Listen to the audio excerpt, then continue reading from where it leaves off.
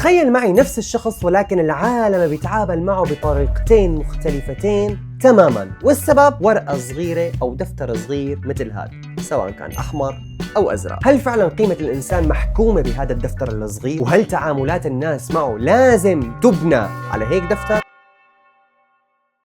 السلام عليكم، أنا إبراهيم جابر، واليوم رح أحكي لكم عن تجربتي الشخصية بما أني أحمل واحد من أضعف جوازات العالم وواحد من أقوى جوازات العالم. شو اللي اختلف علي وهل فعلا أنا لقيت في فرق؟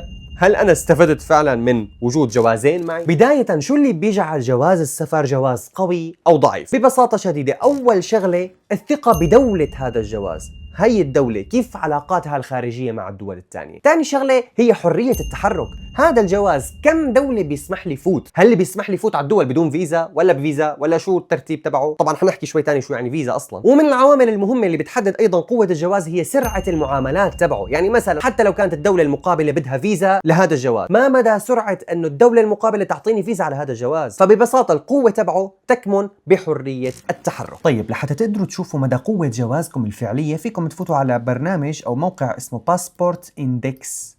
بتفوتوا على أول رابط بيطلع لكم هذا الموقع فيه كل جوازات العالم. بتكبسوا هون على كلمة فايند وبتكتبوا أول حرف من جوازكم. مثلا هلا احنا خلينا نشوف بالبداية كتجربة الجواز الألماني، نكتب جي جيرماني، ليكو هذا هو الجواز، نكبس عليه بياخدنا لهي الصفحة. هي الصفحة بتورجينا فعليا مدى قوة الجواز الألماني. أول شغلة كم دولة بيقدر يفوت عليها؟ 173 دولة. بدون فيزا بيقدر يفوت على 122 دولة. 42 دولة لازم تاخد فيزا عند الوصول، وهكذا. وفي عنا هون كمان فينا نشوف بالكرة الأرضية كلياتها. ممكن نعمل، خلينا نعمل زوم شوي. مثلا هي هون احنا ألمانيا هي فمثلا سوريا ليك من ضمن الدول اللي بتفرض فيزا على الألمان. في عنا هون روسيا، في عنا موروكو، في كل الدول. بتشوف كل الدول دولة دولة. إذا بدك تروح أنت على أي دولة بتشوف هي جوازك، هل جوازك بياخدك على هي الدولة ولا لا. طيب أول شيء خلينا نعمل رانك عالميا. شوف هدول هن الجوازات العالمية. أقوى جواز عالميا هو الجواز الإماراتي بالمرتبة الأولى عالميا. المرتبة الثانية سنغافورة، المرتبة الثالثة إسبانيا، بعدين المرتبة الثالثة بيتشاركوا فيها كل هي الدول من ضمن ألمانيا. فألمانيا الجواز الألماني هو الثالث عالميا، ثالث أقوى جواز عالميا. طيب خلينا هلأ نشوف الجواز السوري. ننزل هيك لتحت تحت تحت تحت تحت مع الأسف الشديد. ننزل ننزل ننزل ننزل ننزل ننزل ننزل. ثاني أسوأ جواز بالعالم كله هو جواز سوري، ما فوته غير على 37 دولة. أسوأ جواز هو الجواز الأفغاني، ثالث أسوأ جواز هو العراقي. للأسف الشديد الثاني عالميا هو الجواز السوري مثل ما قلت لكم. هلا نرجع للصفحة الرئيسية وندور على الجواز السوري. نكتب اس، نضغط على الجواز السوري ومنشوف احنا كيف الخريطة احمرت بالكامل. للأسف الشديد عنا فقط 37 دولة بدون، عفوا نقدر نفوت على 37 دولة من ضمنهم فقط 6 بدون فيزا.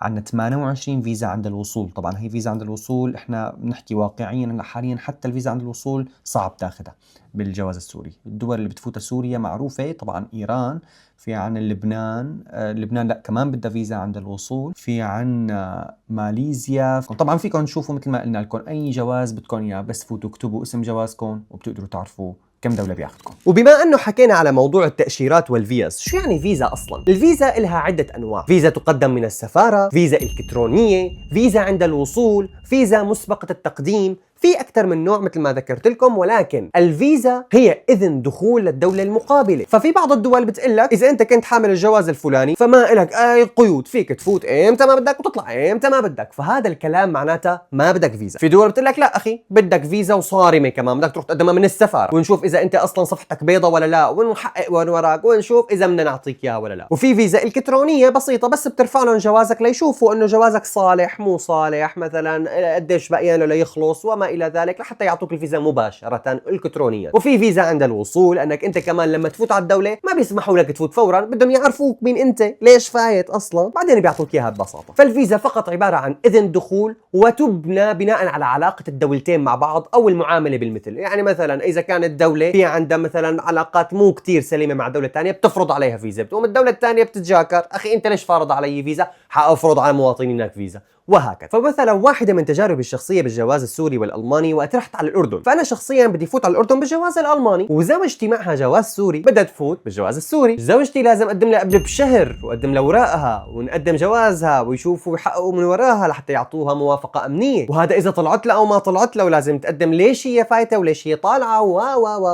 أما الجواز الألماني أنا وصلت على الحدود، فتت قلت لهم معي جواز ألماني، شافوا تمام أنت ألماني هنحقق، بلشوا يحققوا يشوفوا إذا الجواز مزور ولا مو مزور، وقت تأكدوا إنه جواز ألماني نظامي راحوا قالوا لي هني، رحت دفعت رسوم الفيزا، تشك فيزا خالصين، رحنا السلام عليكم وعليكم السلام. فهذا ببساطة شديدة الفرق بين الجواز القوي والجواز الضعيف. بصراحة شديدة أنا كمواطن سوري وأفتخر بذلك، أنا أشعر بشيء من اللا عدل بأني أنا لما أكون حامل الجواز السوري ما بينسمح لي فوت على بعض الدول أو أغلب الدول مثل ما شفنا من شوي. ليش؟ لأنه مو معقول أنا بدفتر فيه اسمي وبياناتي فقط حدد حتسمح لي فوت على بلدك أو لا. لزيدكم من الشعر بيت من زمان كيف كانوا يمشوا ويتعاملوا، وأيام الدولة الأموية ولا العباسية مثلا ما كان في شيء اسمه جواز سفر، كان الواحد يطلع ويروح معروف باسمه ونسبه وحسبه، معروف انه موثوق ولا لا، كانوا يخافوا يتعرضوا له اصلا. هذا الزلمه جاي من الدوله الامويه مثلا، فما بنقرب عليه، خلاص فوت يا اخي انت عليك الامان، اكيد ما حنشعل حرب بالنسبه بيناتنا لانه والله انت بدك تفوت على بلدنا. فانا شايف من غير المنطق والعدل يكون جواز سفر اخترع فقط لداعي الامان، لحتى يشوفوا مين انت وشو اصلك وشو فصلك مشان ما تساوي مشاكل، لاداه لتقيد لك حريتك وحريه التحرك بين الدول. قبل ما اقول لك رايي بجوازين السفر اللي انا هلا ورجيتك اياهم، حابب اسمع منك، هل فعلا جواز السفر بيحدد قيمه الانسان ولا لا؟ شاركني بالتعليقات. اما بالنسبه لرايي صراحه بعد ما مسكت الجوازين،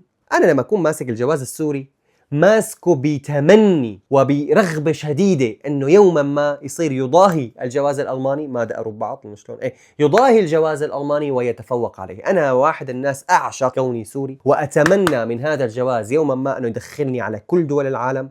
اتمنى من اني انا امسكه وفوت وين ما بدي من غير ما انا اطلب اذن من حدا. كلي امل بالحكومه السوريه الجديده وبمستقبل سوريا إن شاء الله بعد سقوط النظام البائد، أنه هذا الجواز يتغير من واحد من أسوأ جوازات العالم ليصير ينافس ويوصل لمرحلة واحد من أفضل جوازات العالم. هذا كان الفرق بين أقوى وأضعف جواز بالعالم. أما بالنسبة لك شو الجواز اللي أنت حامله؟ وشو المواقف اللي مريت فيها منعتك من دخول دول تانية؟ شاركني بالتعليقات. لا تنسى تشترك بالقناة وتفعل زر الجرس ليوصلك كل فيديو جديد. كان معكم إبراهيم جابر، سلام عليكم.